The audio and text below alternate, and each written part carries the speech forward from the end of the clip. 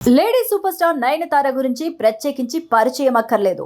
అందం, అభినయం, వైవిధ్యమైన పాత్రలతో భారీ క్రేజ్ సంపాదించుకుంది ఈ భామ. తమిళం, తెలుగు, మలయాళ భాషలో వరుస విజయాలతో దూసుకుపోతోంది. షారుఖ్ ఖాన్తో కలిసి బాలీవుడ్ ఎంట్రీ ఇచ్చిన జవాన్ చిత్రం బ్లాక్ బస్టర్ హిట్ కావడంతో ఆమె పేరు పాన్ ఇండియన్ స్థాయికి వెళ్లిపోయింది.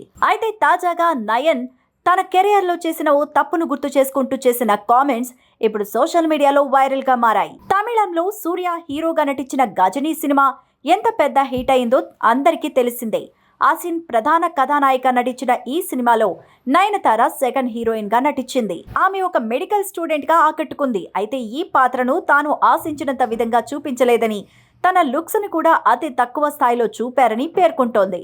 ఇక ఆ సినిమాలో నన్ను అసహ్యంగా చూపించారు, ఫొటోస్ కూడా చెత్తగా తీశారు, నాకు ముందుగా చెప్పారు, అంతకంటే పాత్రను తక్కువగా చూపించారు, అది నా కెరియర్లో తప్పు నిర్ణయంగా అనిపించింది, ఇప్పుడు అది ఒక పాఠమైంది అంటూ చేసిన కామెంట్స్ ని చూసి షాక్ అవుతున్నారు ఫ్యాన్స్.